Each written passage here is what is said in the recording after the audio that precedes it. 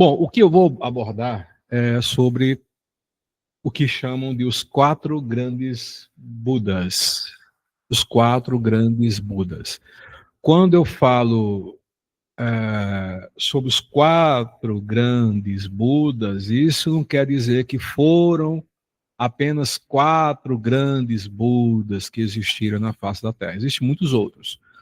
E de acordo com algumas tradições budistas, ou escolas budistas mais antigas, ou aquelas que trazem ensinamentos mais primordiais, falam de outros Budas que existiram muito antes de existir o mundo como nós conhecemos. Mas existem 4 figuras primordiais que foram consideradas pela maioria das tradições budistas como as 4 maiores consciências que estiveram aqui trazendo o caminho da libertação. Principalmente os 3. Os 3 principais são o Buda Dipankara, o Buda Shakyamuni e, futuramente, o Buda Maitreya.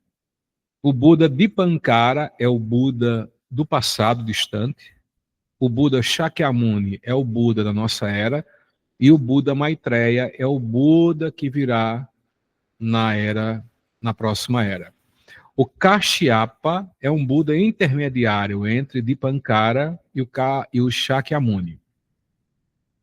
Todos eles eram Budas, vestiam roupas como Siddhartha Gautama? Não. Há quem diga que eles eram Brahmanes, que eram de outras tradições, mas eram seres iluminados. Repito, um iluminado não é, prestem bem atenção. Quer dizer que para eu me tornar um Buda, um iluminado, eu tenho que ser budista? Não, não e não. Existem seres que se iluminaram no cristianismo, provavelmente no judaísmo, no hinduísmo. Talvez tenham seres que se iluminaram sem pertencer a porcaria de religião nenhuma. Então, assim, não é uma coisa única e exclusivamente do budismo para você se iluminar. Mas o budismo oferece os meios e os ensinamentos e os caminhos mais claros e precisos para a iluminação. Deu para entender, né? Então vamos lá. Só para a gente reforçar, a palavra Buda vem do sânscrito Bud, que significa acordar, despertar ou iluminar-se. Assim, Buda significa literalmente o desperto, aquele que despertou, aquele que acordou do sono, aquele que se iluminou, né? Aquele que despertou do sono da ignorância. Então, quando eu me torno um Buda, na verdade, todos nós já somos um Buda em potencial, só que essa semente búdica, esse estado de budeidade, esse estado de despertar, já existe dentro de todos nós. Falta ser ativado. Então, quando é que eu me torno Buda? Quando eu me torno consciente novamente e não me torno mais prisioneiro do reino de Sansara. Aí eu me torno um Buda, um desperto.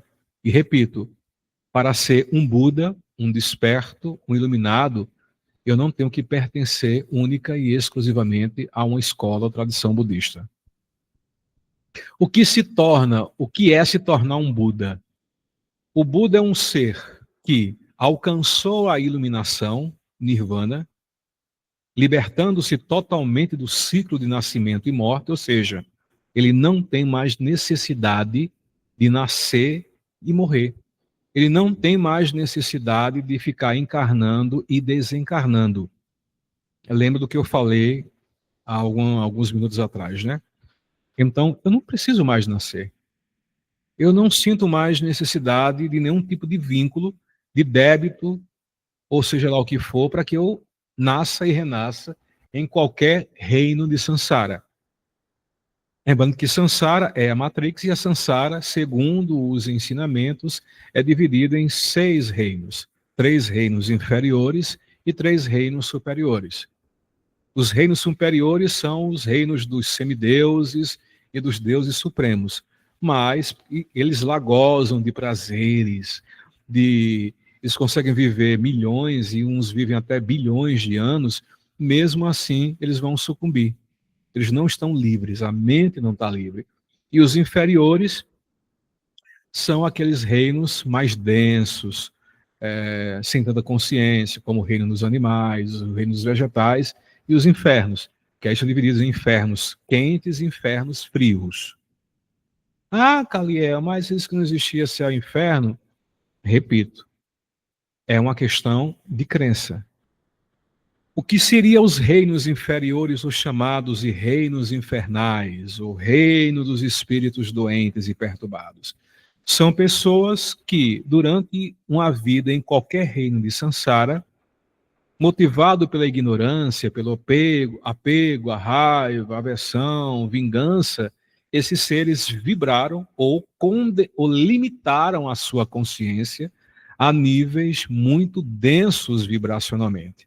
Quando eles saem de um corpo físico ou de um corpo mais denso, a mente deles, ou uma parte da mente deles, ela vai ficar presa, ela vai ficar condensada, ela vai ficar petrificada em um nível vibracional. Por exemplo, um corpo físico, nós sabemos que por mais que você lute, use botox, faça cirurgia plástica, faça academia, tenha uma alimentação saudável, o corpo ele vai sucumbir, inevitavelmente. Você pode prolongar, mas ele vai morrer.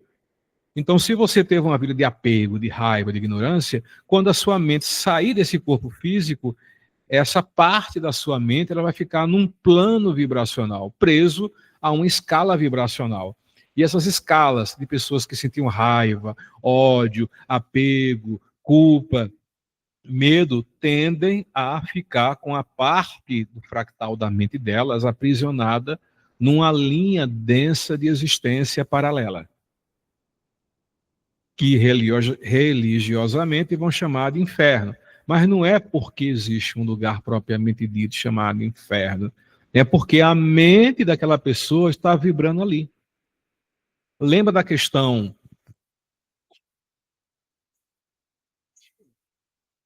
desculpem, lembra da questão de ressonância? Ressonância?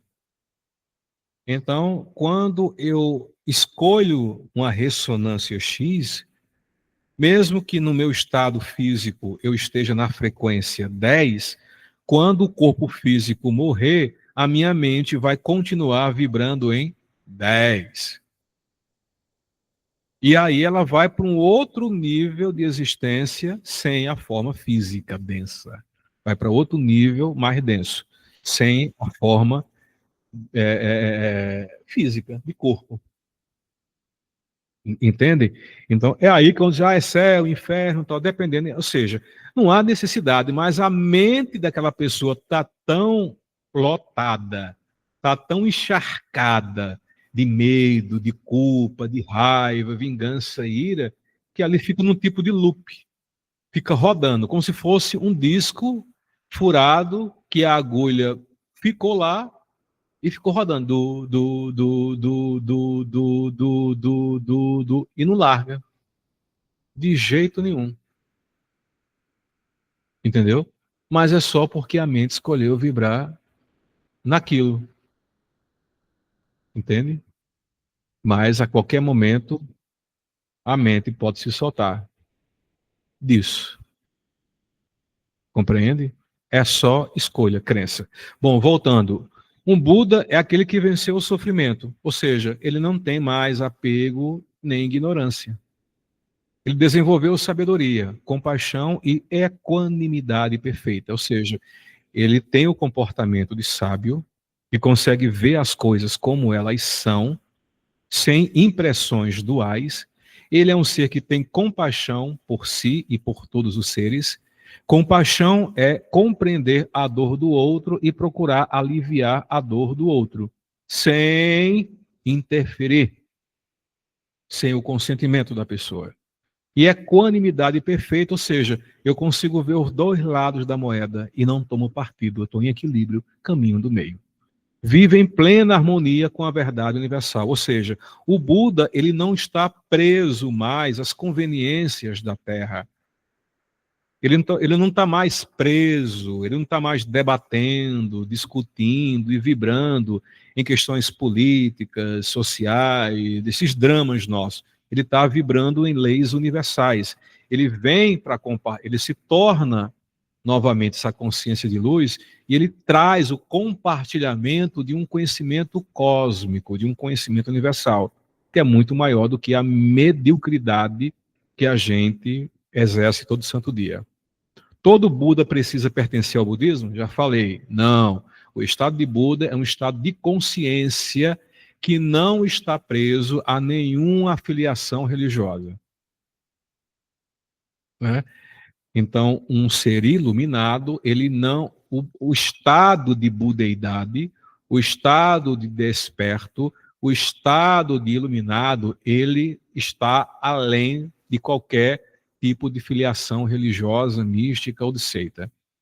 Mas o budismo, ele dispõe de meios mais eficazes para atingir a consciência de Buda. No budismo, o budismo reconhece que a verdade pode ser descoberta por conta própria. Tem pessoas que atingem, se tornam Budas, sem pertencer a religião nenhuma. Claro que eles obtiveram méritos, eles acumularam méritos de vidas passadas, que fica faltando, como se diz aqui no Nordeste, um tiquinho de nada para atingir a budeidade. Aí eles voltam à matéria, porque estar nesse nível de dimensão é peculiar. Me cobrem uma palestra também sobre isso. Por que nesse mundo tão tosco, tão maluco, tão bizarro, tão cagado como é o nosso, ele é importante para o despertar espiritual? Em nenhuma outra dimensão dispõe dos meios do que tem a nossa dimensão. Parece que aqui é uma grande merda. Eu acho que é uma grande merda. Mas essa grande merda tem uma força gigantesca para curar, né? Para curar, porque dizem as fontes superiores, as consciências em nível superior, que o planeta Terra é a escola dos maiores curadores cósmicos do universo. Que tudo isso tudo isso que está acontecendo aqui, e tudo isso pelo qual nós estamos passando, é uma preparação para gerar curadores cósmicos que nunca foram vistos em outro local do universo. Interessante. Então, existem aqueles que despertam sem pertencer a religião nenhuma, que são chamados Prajnabudas, ou seja, Budas solitários, ou Pratyekabudas. São seres que atingem a iluminação e não têm necessidade nenhuma de dividir ensinamento com ninguém. Se tornou Buda e acabou-se. Vai viver a vida dele, não vai abrir escola, não vai ensinar nada a ninguém. Se iluminou e acabou-se. E tem muitos assim. E não pertence a religião nenhuma. E existem muitos Pratyekabudas, Budas solitários, que se iluminaram no nosso tempo, mas estão vivendo a vida deles. Não há necessidade deles de compartilhar nada com ninguém. Ah, mas tem que compartilhar algo, já que é iluminado, tem que dividir com a gente. Isso é coisa de gente imbecil. Se livrem disso. Ninguém tem obrigação de porcaria de nada. Não tem necessidade de nada. Nada, nada, nada. Alguns seres resolvem compartilhar porque eles querem compartilhar. Ah, mas eu aprendi, eu me tornei um Buda, eu não quero compartilhar com porra de ninguém. Pronto, vou. Você é uma presença de luz no mundo sem nem abrir minha boca. Tá, beleza, do mesmo jeito. É que a gente é cheio de. Ai, tem que fazer, é obrigado a fazer. Essas viadagens, essas frescurazinhas desnecessárias. Saiam disso. Saiam disso. Os níveis de budeidade. Os níveis de budeidade. Existe o Buda, que é um ser completamente iluminado. O Buda, ele saiu do nosso universo, Ele se libertou do universo da antimatéria e está na dimensão fora de Sansara, que eles chamam de Nirvana, mas ainda existe o para-Nirvana, que é o nível mais próximo da fonte. Existem os Bodhisattvas. O que são eles? São seres que buscam o despertar para ajudar os outros. Ou seja, são aqueles que alcançam, digamos que 99% da iluminação, resolvem parar e resolvem ficar dentro de Sansara, ajudando outros seres a se libertarem. Entende? Existem muitos bodhisattvas, independente da religião budista. Ah, nossa, mas como o Buda é egoísta, ele não ajuda assim. Não, é o que eu digo, não tem, se liberta, tem que ser, né? Cada um faz o que tem que se fazer. O Buda sai fora de Sansara, mas está lá. O Buda deixou o caminho. Ele está lá, vibrando a consciência dele. Os Bodhisattvas, eles suprimem alcançar 100% da iluminação, adquirem um potencial de consciência altíssimo, mas resolvem ficar reencarnando, encarnando, desencarnando em Sansara para ajudar a libertar outros seres. Existem os Pratyekabuddhas, como eu falei, são os Budas solitários, e existem os Arhats, digno, aquele que alcançou o Nirvana segundo um Buda. Ou seja, o Arhat é aquele que aprendeu os ensinamentos de uma escola budista, os ensinamentos de um Buda que aqui esteve e adquire a iluminação. O Buda é aquele que se iluminou sozinho. Se iluminou sozinho. O Siddhartha Gautama, ele não, por mais que ele tenha estudado, ele venha da origem do brahmanismo, do hinduísmo, mas ele adquiriu sozinho a iluminação. Ele não foi para uma escola, ele não teve um professor. O Arhat, o Amrat, ele é aquele que aprende os ensinamentos de um Buda, pratica segundo o que um Buda falou e atinge a iluminação, que é o que está a grande maioria. A maioria hoje é um Arhat.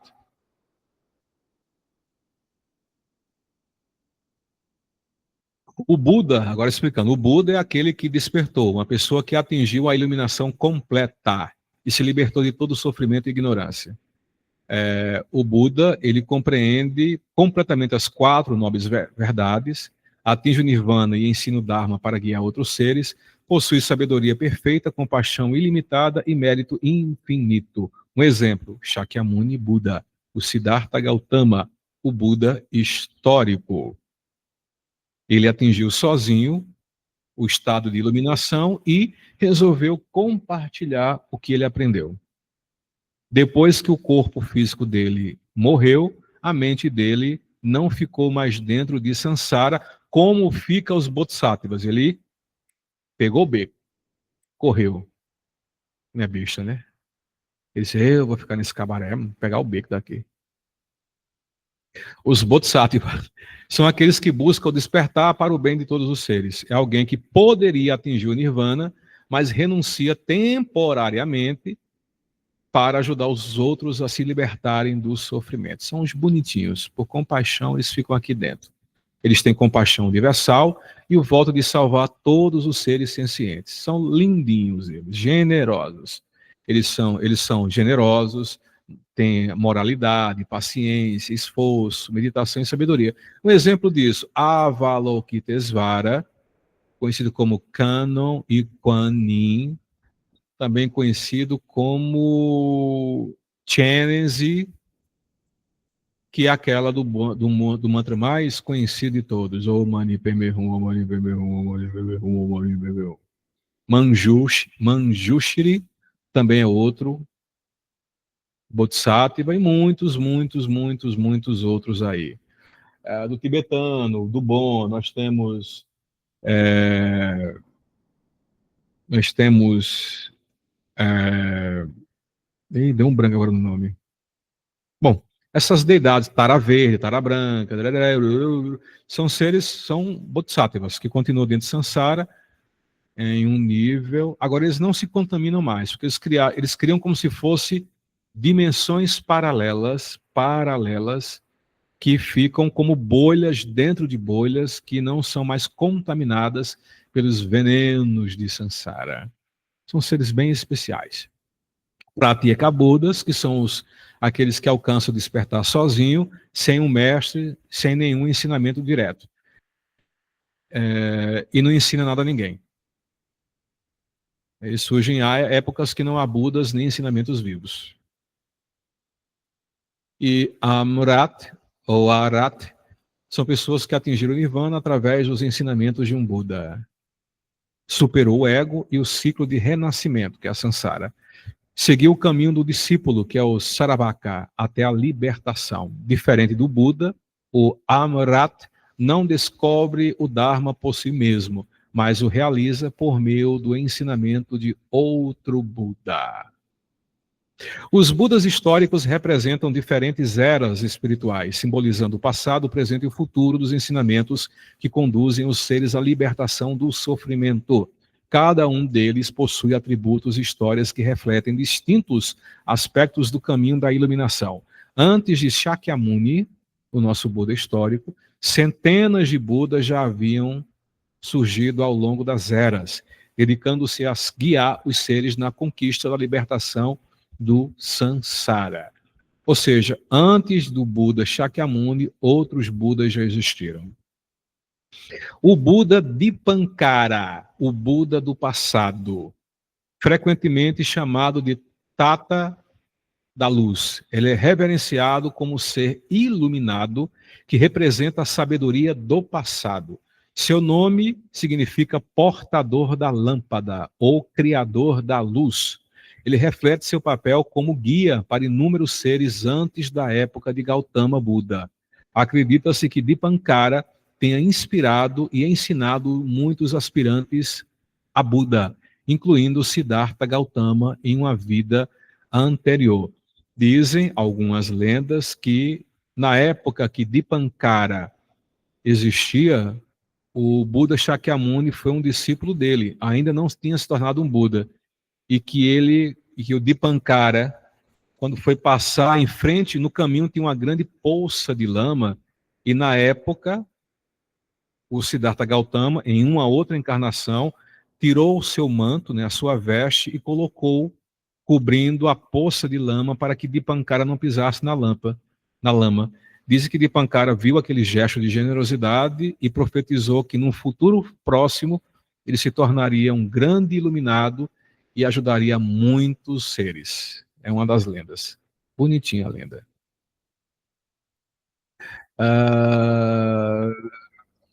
Os textos budistas há uma famosa história sobre o encontro de Dipankara com o jovem asceta que era Buda. Foi isso que eu já contei para vocês.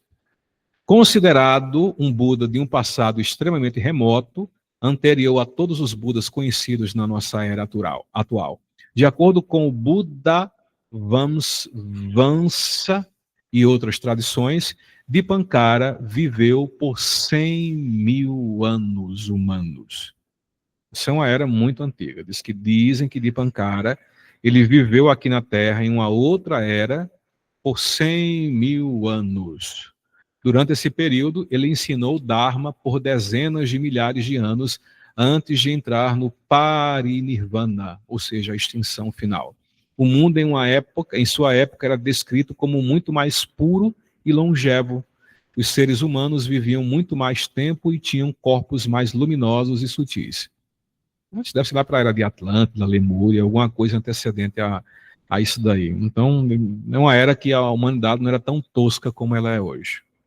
Digamos que foi um Buda que, a partir dele, ele trouxe uma frequência de luz que foi crescendo, que foi amadurecendo até se tornar no budismo como nós conhecemos hoje.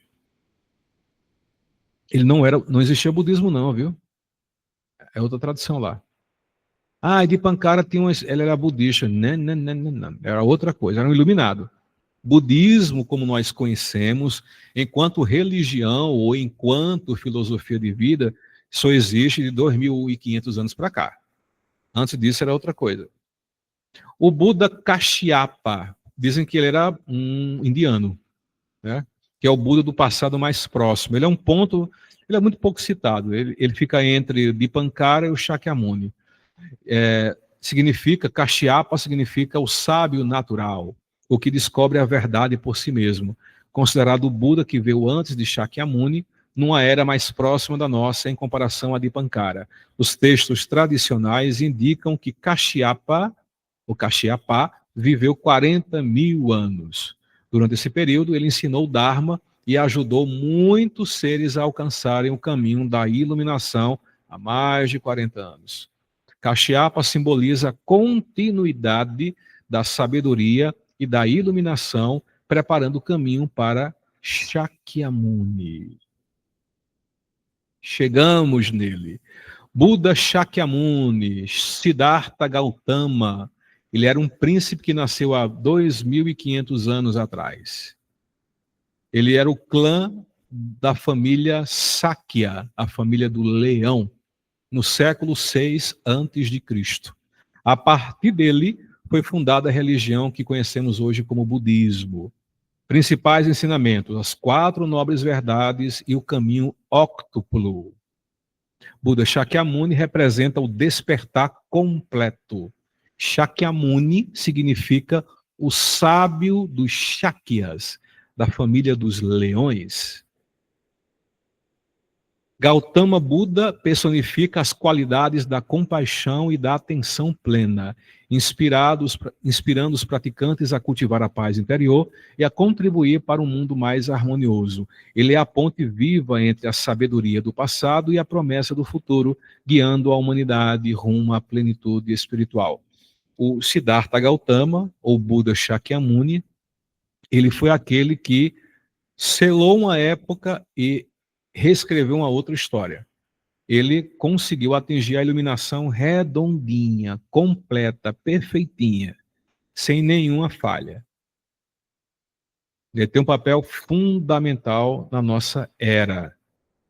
Todos os outros vieram preparando até chegar no Buda Shakyamuni. Depois do Buda Shakyamuni, né, que ele se iluminou debaixo de uma árvore chamada Bodhi, o Bodhi, que é figueira, se não me falha a memória, acho que é um pé de figueira, começou a emitir uma poderosa, veja que coisa interessante. Quando o Buda se sentou sobre a árvore de figueira, começou a emitir um tipo de figueira, ele começou a emitir uma poderosa vibração capaz de transcender a própria Terra e alcançar o universo paralelo. Olha o que esse cara fez. Ele sentou debaixo de uma árvore, ele entrou em meditação profunda, e a cada meditação profunda, estágios da mente, esse cara começou a emitir uma onda vibracional tão poderosa que chegou lá no universo da antimatéria e aonde reside Brahman, ou Brahman. Quem é Brahman? Brahma é o Deus bíblico, é Javé, é Alá, o demiurgo, o criador do nosso universo, já falei sobre isso. E os demais deuses, eles sentiram aquilo ali. Brahma, espantado com tamanha energia, quis descobrir quem era o ser que era capaz de gerar uma frequência tão intensa. Ao perceber que Siddhartha buscava a libertação de Sansara, ou seja, se libertar dos domínios e das falhas de Brahma, Vishnu e Shiva, ele enviou do universo da antimatéria 2 seres, o Deus da morte e o Deus dos desejos, com a missão de perturbar Buda e impedi-lo de alcançar a iluminação. Sacanagem, né? Não vou nem, só vou usar essa palavra, pura sacanagem. Isso aconteceu com Siddhartha Gautama, imagine com a gente. Vocês pensam, eu vou aqui sentar, eu vou aqui atingir a iluminação. Vocês pensam que vai ser mar de rosa? Vai não, gente. Existem seres, a gente chama os agentes da Matrix, que quando perceberem que vocês estão atingindo a iluminação, eles caem para cima, né? Vai se iluminar nada? Fica aí. Aí começa a jogar pensamentos. É por isso que quando vocês, se já passaram por essa experiência, de entrar num estado mais profundo de meditação, que tem aquele choque que parece que viram uma luz branca. Não sei se vocês já tiveram isso. Aí começa o ser vem tudo para cima. Além da programação da Matrix que está dentro da gente, aí começa a vir a surgir autossabotagem. Pensamento, culpa, medo, não é fácil. Bom, voltando. Buda sofreu impactos energéticos terríveis, mas ele permaneceu firme em sua meditação profunda, lutando para não se deixar abalar. Olha que intrigante. Buda quase que não conseguia atingir a iluminação, porque Brahman e os deuses não queriam que ele fizesse isso. Aqueles vídeos que tem, o Buda foi tentado por mulheres bonitas, por reis, poderes, ameaçado com flechas e armas, ali eram os deuses enviados por Brahma para perturbar a mente de Buda. Mas o Caba foi macho. Um dia, se eu puder me encontrar com ele fora daquele, rapaz, tu foi retado, viu? Pensa num Caba macho, foi tu? Eu gosto muito do Buda, muito. Ele foi retado, como diz aqui no Nordeste. Para ajudar Buda, se vocês forem ver um vídeo, eu posso até tentar mostrar para vocês, quando Buda se sentou debaixo de uma árvore, tem um filme que quando começa a chover, surge uma cobra anaja gigante, que cobre Buda e abre e protege o Buda da chuva. Mas a história é mais profunda. Surgiu Mukalinda. Mukalinda é o rei dos Nagas. O que são os Nagas? São os seres serpentes, metade humanoide e metade serpente. Esses seres vêm do universo da antimatéria e são seres detentores de uma sabedoria e de um poder gigantesco. Esses seres habitam, parte deles residem na parte interna do planeta ou em dimensões paralelas, os chamados Nagas. Existem Nagas assim que são venenosos, que são negativos, mas existem os Nagas que são positivos. E o rei dos Nagas, dos seres serpente, que metade humano e metade serpente e metade humana, e existe de fato, chamado Mukalinda, sabendo das tramóias dos deuses de lá, ele foi até o encontro, é um semideus, uma semidivindade, ele foi até o encontro de Buda, deu 7 voltas com seu corpo de serpente, deu 7 voltas em torno de Buda, de Siddhartha, e lutou contra os deuses da morte e do desejo enviado por Brahma. Ele travou uma intensa batalha mental e energética com esses demônios, e aí eles foram afugentados, deixaram Buda em paz, e aí Buda conseguiu continuar com a sua meditação e atingiu a iluminação suprema. Há muito preconceito, vou abrir aqui um adendo, um parêntese nessa história, preconceito com as cobras. Existem serpentes venenosas e maléficas, nesse entendimento linear que nós temos. Eles vêm lá do universo da antimatéria. Mas existem as serpentes que foram feitas mutações genéticas. Tem muitos seres esquisitos que a gente vai achar bizarro, que são muito mais antigos do que a gente, que já existem há bilhões de anos, antes de existir a raça humana, que tem conhecimento e poder gigantesco, e são chamados, e uma casta desses são chamados Nagas. Lá no Velho Testamento, e Deus colocou Adão e Eva no paraíso, deu tudo que eles precisavam, mas só alertou: daquela árvore vocês não comam fruto. E aí entrou uma serpente que aliciou Eva, Eva caiu, comeu a maçã, depois comeu Adão, fizeram sexo gostosinho, né? Oh yes, oh yes. E aí Deus ficou insatisfeito e expulsou os coitados do paraíso. Vocês sabiam que essa serpente era um naga?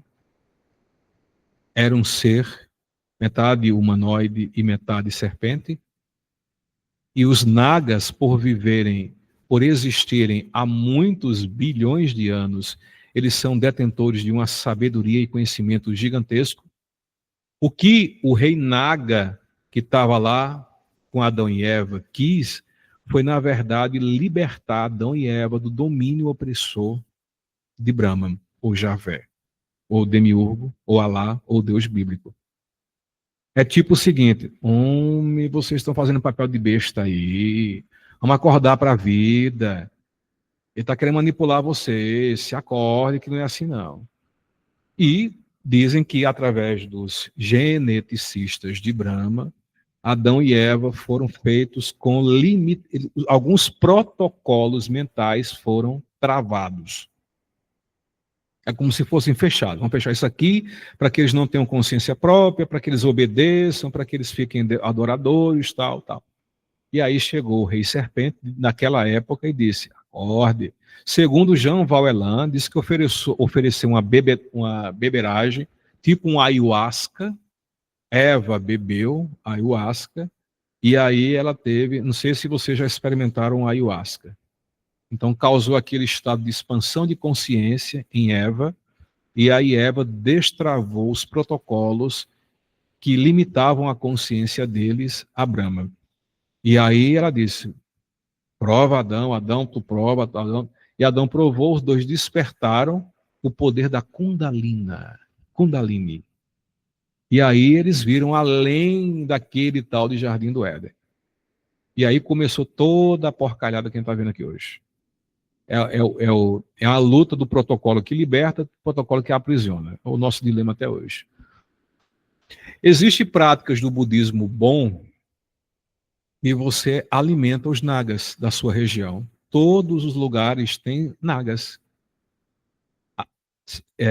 Dizem, eu não sei se é China ou Japão, né, que os nagas das águas, metade corpo serpente e metade corpo humano, eles carregavam nas costas os hexagramas, os símbolos que vieram a dar origem ao I Ching, que é um oráculo de adivinhação de perguntas do, acho que é japonês, chinês. Então tem muito conhecimento que foi passado para os homens através dos nagas. Agora, existe aqueles que são perversos, que matavam, que eram venenosos, que eram destrutivos, mas existia os bondosos, e ajudaram muitos seres. Existem os chamados 24 Tirthankaras, que são seres também iluminados, diferentes do budismo e de Siddhartha Gautama, que vieram à Terra. Eu tenho até um material para repassar para vocês. Então, são seres, só nasceram em 24 épocas diferentes. O 24º já nasceu.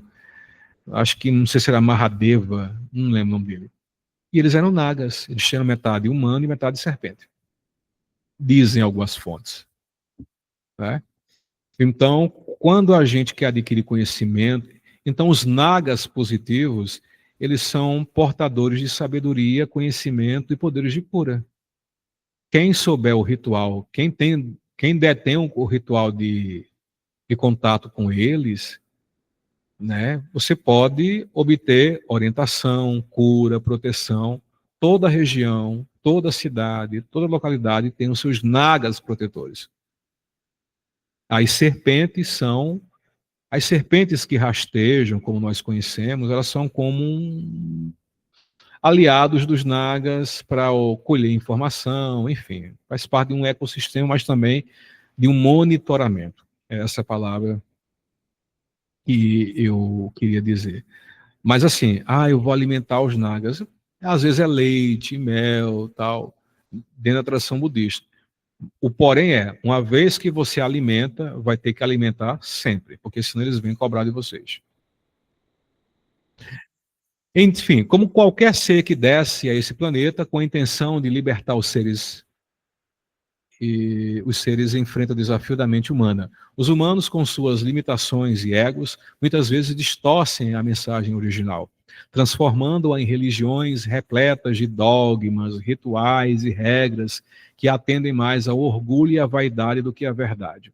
O budismo, por exemplo, surgiu e se espalhou pela Ásia, misturando-se às culturas locais e a cada região. No entanto, a mensagem do Buda, do Siddhartha Gautama, é universal, transcende fronteiras, tradições e rituais. Ela vai além do budismo, sendo uma luz acessível a todos os seres conscientes que desejam compreender a verdade da existência e alcançar a libertação do sofrimento. Mesmo com tantas escolas, tradições e interpretações diferentes, o budismo conservou muito dos ensinamentos centrais do Buda, preservando a essência de sua sabedoria e o caminho que leva à verdadeira iluminação. O Buda, Siddhartha Gautama, enfatizou a autorresponsabilidade espiritual, não a dependência de seres externos. Ele nunca fundou um culto a deuses. Os ensinamentos giram em torno da libertação do sofrimento por meio do despertar da mente. Buda reconheceu a existência de deuses, mas não os colocou como intermediários para a iluminação. Buda reconheceu a existência de deuses, ele reconheceu a existência de poderes paranormais, de mediunidade, tudo isso ele reconheceu. Mas ele chegou à conclusão que nada disso vai ajudar a iluminação. Pelo contrário, pode atrapalhar, porque aí vai afagar o ego, enfim. O verdadeiro caminho depende da prática, da consciência e do esforço próprio. Buda os reconheceu como seres conscientes com habilidades superiores, mas ainda sujeitos ao samsara, o ciclo de nascimento e morte, e ao karma. Então, Buda disse, e é o que eu falei, né, que todos nós já somos um Buda, só que a nossa mente, o nosso ego, as nossas limitações, os protocolos que foram nos impostos, limita a nossa mente e a gente fica preso a esse ciclo chato, enfadonho, nojento, grotesco de nascimento e morte. Ou seja, nós, os deuses, os semideuses, os santos, seja qual for, eles estão também dentro de Sansara, estão ferrados como a gente está. Eles vão envelhecer e vão renascer, e sobe, e desce, e vem, e vai, e estão sujeitos a dor e sofrimento. Então, não adianta, eu vou chamar Deus, eu não sei o que, o Deus. Então, desculpa a palavra, estão fodidos igual a gente. Talvez eles sejam mais inteligentes, tenham mais séculos ou milênios de vida, detenham poderes, mas eles estão presos igual a gente, em níveis mais confortáveis temporariamente.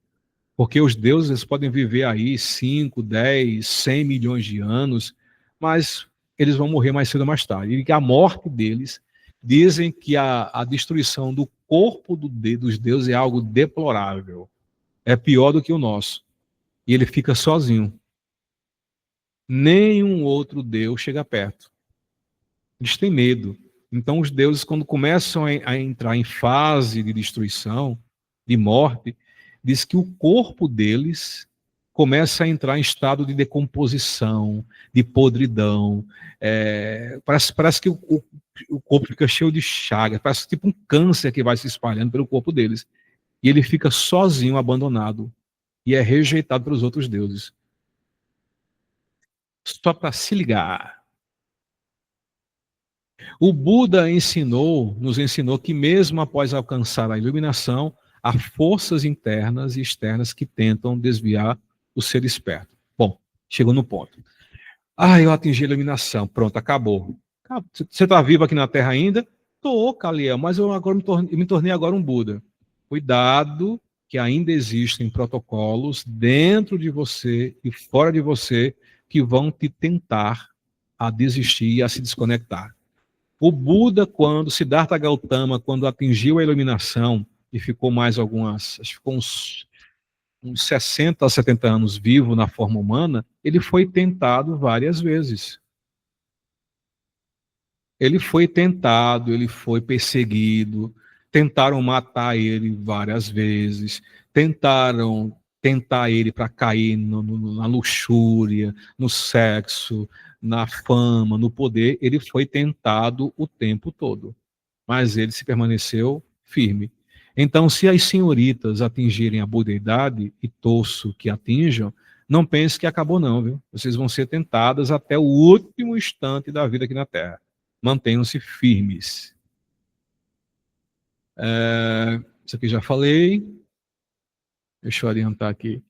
Então o Buda, ele reconhecia emoções, desejos, impulsos, mas não se deixava dominar por eles.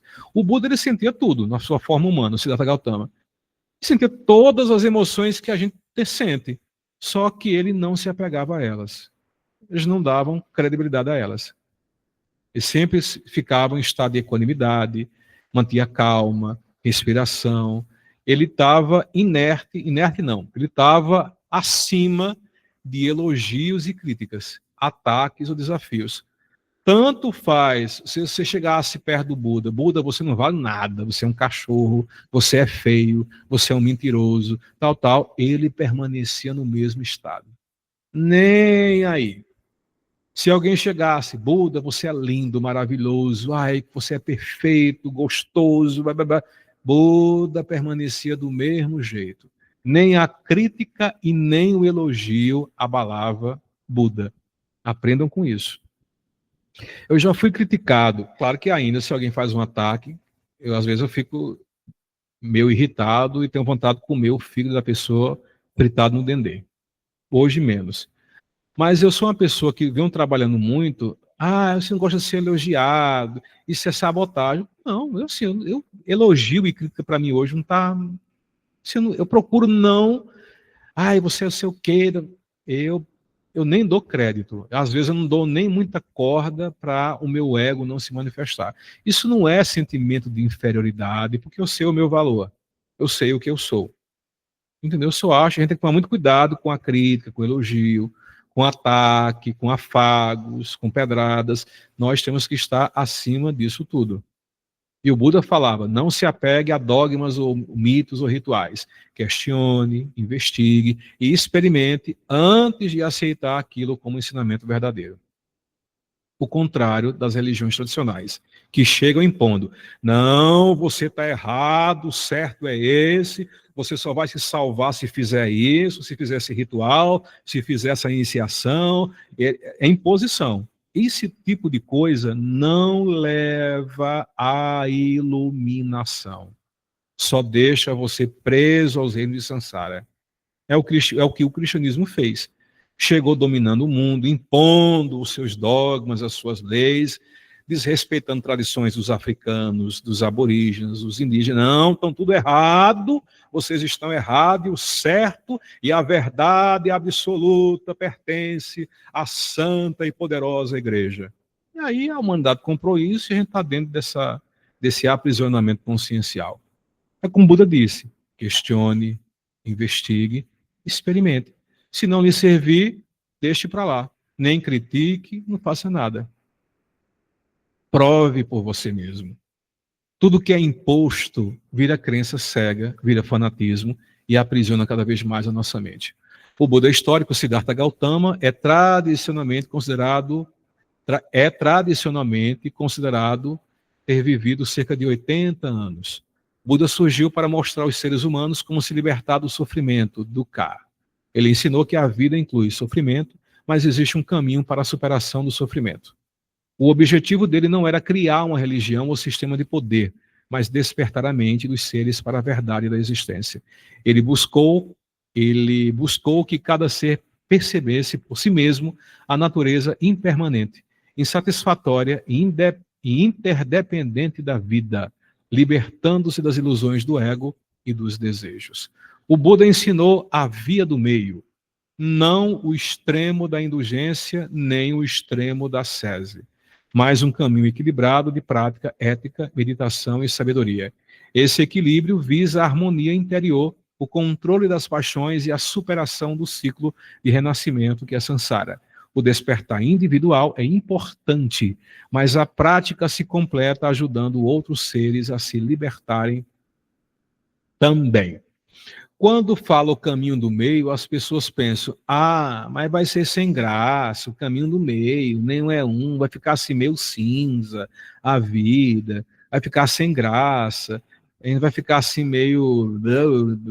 Não, mas não é. É um equívoco achar que o caminho do meio, ah, nem é bom, nem é mal. Ah, então vai ficar sem graça, sem gosto. Pelo contrário, quando eu estou no caminho do meio, eu consigo estar em paz comigo mesmo. E a minha paz interior é muito mais importante do que aquilo que eu acho que é bom e aquilo que eu acho que é ruim. Aquilo que eu acho que é da luz ou aquilo que eu acho que é das trevas. Porque os conceitos de dualidade, bem ou mal, luz ou trevas, céu e inferno, do nosso planeta, está extremamente sujo, distorcido. Né? A ideia de céu e inferno, de luz e trevas, está muito distorcido. E no caminho do meio, eu saio dessa tempestade dual e começo a ver as coisas como elas são. Eu começo a ver que, por exemplo, aquilo que eu acho que é bom para mim pode, de repente, ser ruim para outra pessoa. Então, não existe o bom nem o ruim absoluto.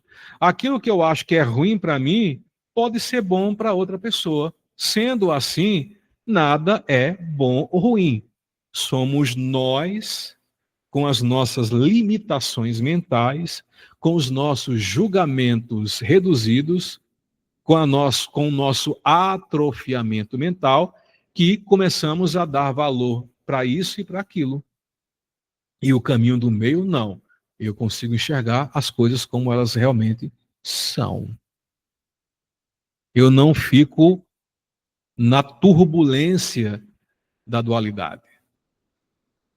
Buda, quando questionado sobre a origem do universo, a existência de Deus e o destino da alma após a morte, Buda silenciava ou mudava de assunto.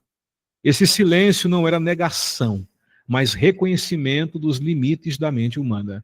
Ele dizia que essas perguntas não conduziam à libertação e que o essencial era compreender o sofrimento e o caminho para superá-lo. Buda não pediu adoração, mas disciplina mental, observação e compaixão, valores universais que não exigem fé religiosa. Dizem que Buda conhecia muita coisa. Ele teve revelações sobre física quântica, sobre tudo. Mas só que as mentes da época não estavam preparadas para receber aquelas informações. Dizem que Buda tinha um núcleo menor que recebeu ensinamentos mais secretos, mais profundos, que era um grupo de discípulos assim bem resumido, que tinham um nível mental mais elevado, no qual Buda compartilhou algumas coisas as quais ele não tinha como compartilhar com a coletividade, até porque não tinha na época palavras que conseguissem mensurar algumas revelações que ele teve quando despertou sua consciência, ou libertou sua consciência e acabou acessando o Akasha cósmico. O Buda ele não acessou o Akasha do planeta, veja bem o poder do cara, ele conseguiu acessar o Akasha universal, tudo que estava registrado no mundo físico e no mundo não físico. Então ele sabia tudo, do passado, presente e futuro. E muita coisa que ele viu não tinha como ele explicar, não tinha como ele repassar, porque as mentes não estavam preparadas para aquilo. Algumas coisas mais profundas ele compartilhou com um grupo secreto, né, com um núcleo secreto, que escreveu isso em pergaminhos que muitos deles não foram nem traduzidos. Dizem que a fundadora da Sociedade Teosófica, Helena Petrovsky Blavatsky, ou Helena Blavatsky, teve acesso a esses pergaminhos ou esses ensinamentos quando ela teve no Tibete e teve contato com alguns monges, uma linhagem secreta de monges que tinha uma parte desses pergaminhos que foram escritos por esse núcleo menor de discípulos de Buda, né? Sendo assim, muita coisa ainda não foi revelada, como o próprio Jesus Cristo talvez também, como o próprio Jesus também tinha conhecimento, mas não tinha coisa que não dava para revelar naquela época, que tinha que dar tempo à humanidade para receber futuramente os ensinamentos. Tem muita coisa hoje, nossa, Calil, que coisa legal que você traz, Jean Valjean e outras pessoas, que coisa fabulosa. Se vocês forem disseminar isso de forma mais massiva, as pessoas não vão entender. Porque existem problemas mentais nas pessoas. Existem níveis do cérebro das pessoas que está desativado. Eles não, a gente percebe muito hoje, sem fazer julgamento de certo ou errado, a gente vê hoje uns segmentos de religiões neopentecostais que as pessoas, se você chegar dizendo isso, é o demônio. Essas pessoas estão tão bitoladas a demônio, não é só o demônio, a cor do demônio, é pecado, é demônio, é as trevas. E as pessoas não estão conseguindo nem escolher direito os seus políticos, gente. Parece que eu deduzo que a mente de muita gente já veio com defeito. Então, não tem capacidade, não me colocando ou nos colocando num nível melhor ou maior. Mas existe uma grande quantidade de pessoas no mundo que a mente delas não tem desenvolvimento suficiente para assimilar ensinamentos mais profundos. Então, o que a gente tem para hoje é isso. É por isso que a humanidade está sendo preparada para que talvez daqui 1.000 anos, 2.000 anos, 5.000 anos, a mente esteja mais aberta e aí vem outros seres para cá terminar de concluir o ensinamento. É aí onde vem o Buda do futuro, que é chamado de Buda Maitreya, conhecido como Buda da bondade amorosa, que representa o futuro. As escrituras budistas preveem que Maitreya aparecerá quando o Dharma foi esquecido, ou seja, quando os ensinamentos do Buda Shakyamuni começarem a entrar em declínio e em esquecimento, né? E aí vem Maitreya para justamente reativar os ensinamentos de Shakyamuni Buda e completar os ensinamentos que Buda não pôde trazer naquela época. Aí vem o Maitreya, que é para fechar o ciclo. O conceito de Maitreya inspira esperança e lembrança aos praticantes a natureza cíclica da existência. A sua chegada simboliza uma renovação do Dharma e as infinitas oportunidades de crescimento espiritual. Essa visão do futuro serve como lembrete de que a iluminação está presente, está sempre ao alcance, mesmo em tempos de declínio. Sua presença ensina que a bondade e a paciência são virtudes essenciais tanto para o crescimento pessoal quanto para a harmonia coletiva. Maitreya nascerá daqui a algumas centenas ou milhões de anos para fechar os ensinamentos de Buda. Dizem que ele virá quando a humanidade tiver assim um declínio terrível. Dizem que as pessoas não vão durar mais do que 15 ou 18 anos. É uma coisa assim bem ruim mesmo, assim, declínio geral. Quando a humanidade perdeu a esperança, quando ninguém lembra mais dos ensinamentos de Buda, aí nasce aqui, vindo de uma dimensão celestial, Maitreya. Vocês não estarão aqui, nem se preocupe. Dipankara personifica os alicerces estabelecidos por seres iluminados do passado, inspirando os praticantes a honrar sua linhagem. Gautama Buda oferece orientação para o presente, abordando o sofrimento com o ensinamento, com as 4 nobres verdades, e Maitreya, o Buda do futuro, simboliza a renovação e o potencial duradouro para o despertar. Segundo os sutras Pali e Sânscrito, especialmente o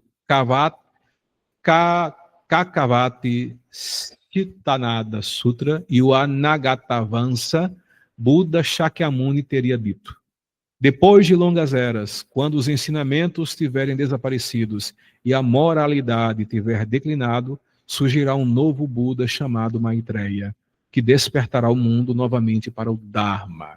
Assim, Maitreya é considerado o Buda do futuro, o herdeiro espiritual de Siddhartha Gautama. Maitreya representa a compaixão desperta dentro de cada ser. Assim como Gautama representa o despertar da mente, Siddhartha Gautama representa o despertar da mente, Maitreya simboliza o despertar do coração. Ele é o Buda da nova consciência, o princípio do amor altruísta que nasce quando o ego se dissolve. Os 4 Budas formam uma linha temporal da iluminação. Dipankara, a luz do início; Kashyapa, a sabedoria da continuidade; Shakyamuni, a iluminação plena; e Maitreya, a compaixão do futuro. Juntos representam um ciclo eterno da sabedoria e da compaixão. Aí é uma estátua de Dipankara. Ele é frequentemente representado em pé ou sentado sobre uma flor de lótus. Dipankara segura uma lâmpada ou irradia luz, simbolizando a iluminação e a orientação da sabedoria ancestral. Sua expressão serena reflete a estabilidade e o alicerce que ele proporciona para os ensinamentos futuros. Kashyapa é a única imagem que ele tem. Ele é pouco difundido. Shakyamuni, o gostosão das tapioca.